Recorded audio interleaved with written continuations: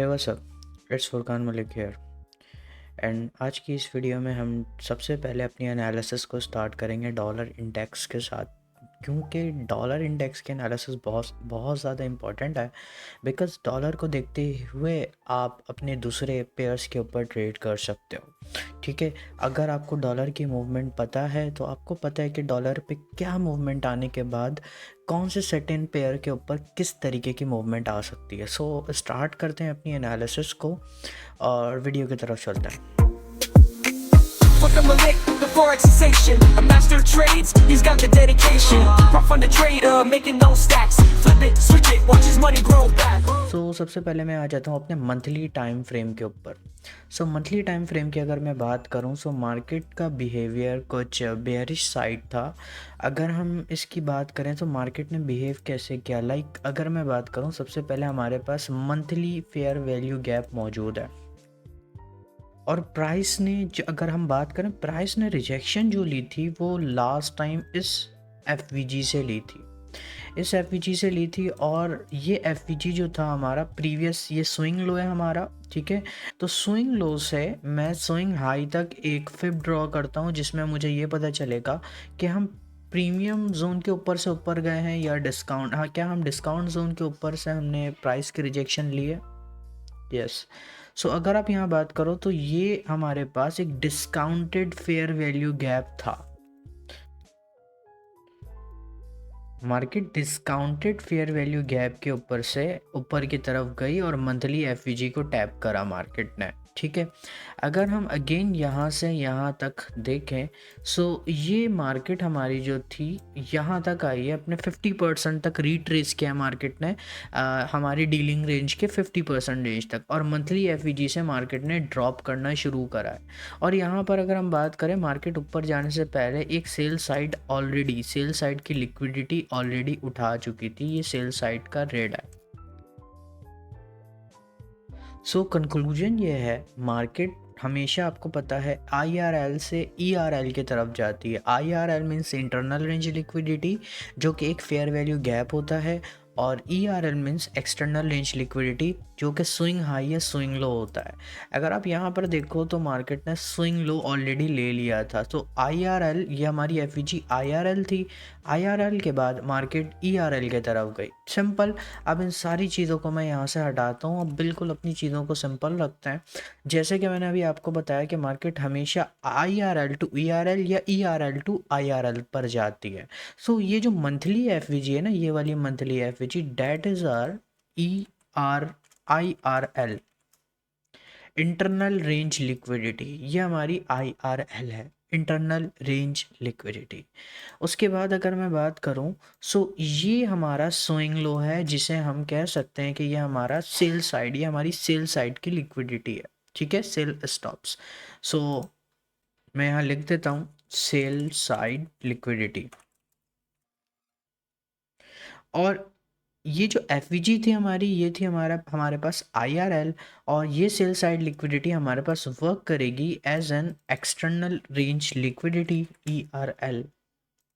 और हमेशा आपने देखा होगा मार्केट ERL टू IRL जाती है, same as it is market ने IRL को टैप कर दिया, और IRL को टैप करने के बाद ERL की तरफ मार्केट आएगी मंथली टाइम फ्रेम के ऊपर। नेक्स्ट वीक के लिए मैं क्लियर यहाँ पर कह सकता हूँ कि मेरा मूवमेंट जो है वो बेयरिश है। ठीक है, नेक्स्ट वीक के लिए मेरी मूवमेंट बेयरिश है।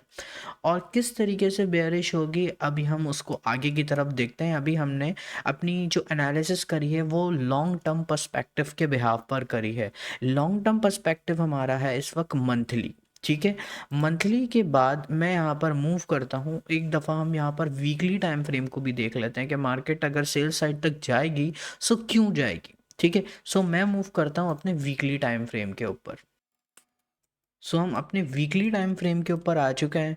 और अगर मैं वीकली टाइम फ्रेम की बात करूं तो वीकली के ऊपर भी मार्केट कंटिन्यूसली रिजेक्शन ले रही है किसी भी PD एरे के बिहाफ पे। अगर मैं यहाँ पर कहूँ क्या मार्केट इस एफवीजी के पर से रिजेक्ट हुई है, ऑब्वियसली मार्केट ने इस एफवीजी को टैप करा, और इस एफवीजी को टैप करने के बाद यहाँ से सडन ड्रॉप। अगेन अगर मैं यहाँ पर बात करूँ एफवीजी की, तो market continuously market maker sell model यहाँ पर बना रही है डॉलर इंडेक्स के ऊपर, और यहाँ से भी रिजेक्शन। सो हमें मंथली भी बेयरिश बताया जा रहा है और हमें वीकली भी ये शो कर रहा है कि हम बेयरिश मोमेंटम के ऊपर हैं, और ये हमारा टारगेट पोटेंशियल है। मार्केट इस टारगेट को रीच कर सकती है हमारी नेक्स्ट वीक। ठीक है। सो अब अगर मैंने वीकली देख लिया है, तो वीकली टाइम फ्रेम के बाद मैं मूव करूँगा अपने डेली टाइम फ्रेम के ऊपर, जिससे मुझे नेक्स्ट वीक की कंप्लीट मूवमेंट पता चल सकती है कि मार्केट मूव किस तरीके से करेगी। ठीक है। सो सिंपल अब यहाँ पर आता है, और मैं ये सारी चीज़ों को डिलीट करता हूँ एफवीजी। सबसे पहले हम आ जाते हैं ऊपर। अगर मैं यहाँ पर देखूँ, मार्केट हमारे पास मार्केट मेकर बाई मॉडल के ऊपर थी, और यहाँ से मार्केट ने हमारा मॉडल चेंज किया, मार्केट मेकर सेल मॉडल के ऊपर है।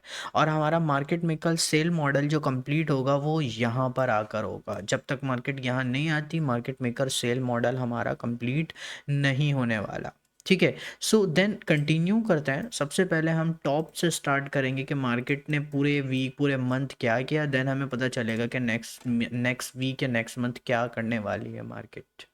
सो देन अगेन मार्केट ने अपने बाई मॉडल के ऊपर थी, और मार्केट ने यहाँ पर अपना स्टॉप रेड करा, स्टॉप हंटिंग हो गई हमारी यहाँ पर। ठीक है। और स्टॉप हंट होने के बाद अगर आप यहाँ पर देखो, सो इसे मैं कह सकता हूँ that is our order pairing, this is our order pairing. ठीक है। मैं यहाँ मेंशन कर देता हूँ। ऑर्डर पेयरिंग के बाद अगर हम देखें, तो मार्केट ने अगेन एक दफ़ा सेल स्टॉप यहाँ पर लिया और रेड करा। ठीक है। मैं यहाँ पर लिख देता हूँ रेड। ठीक है। यहाँ पर अगेन एक बाई साइड लिक्विडिटी ली, बाई साइड लिक्विडिटी रेड हो गया। बाई साइड रेड होने के बाद हमारे पास यहाँ पर अगेन एक एफवीजी, बिल्कुल बारीक सी एफवीजी मौजूद है। अगर आप यहाँ पर देखो, अब इस एफवीजी के बाद मार्केट करती क्या है, अगर मैं यहाँ पर आपको शो कराऊँ ना, that is our mitigation block. ये हमारा मिटिगेशन ब्लॉक है, जहाँ से मार्केट रिजेक्ट कर सकती है या रिवर्स कर सकती है। ठीक है। So that is our mitigation block. Okay. Mitigation block के बाद अगर आप यहाँ पर देखो, सो ये एक इक्वल लो था, जो कि एक लिक्विडिटी पूल की तौर पे हमारे पास वर्क कर रही है। That is our liquidity pool. So ये हमारे पास सेल साइड लिक्विडिटी है।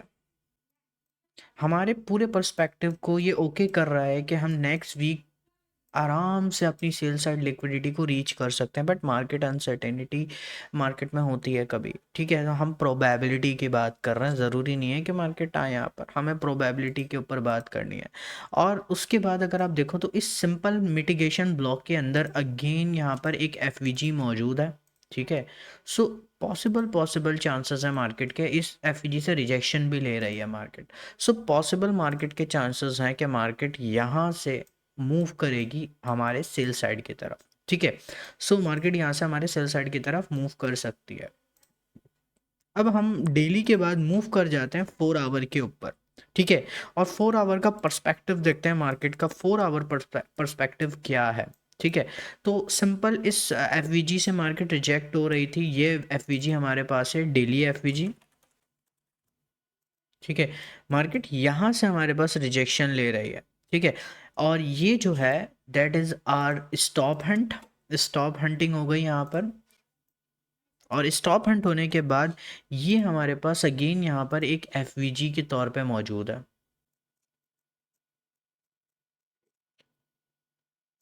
और ये हमारे पास 4 आवर की एफवीजी मौजूद है यहाँ पर। ठीक है। यहाँ पर मैं मेंशन कर देता हूँ।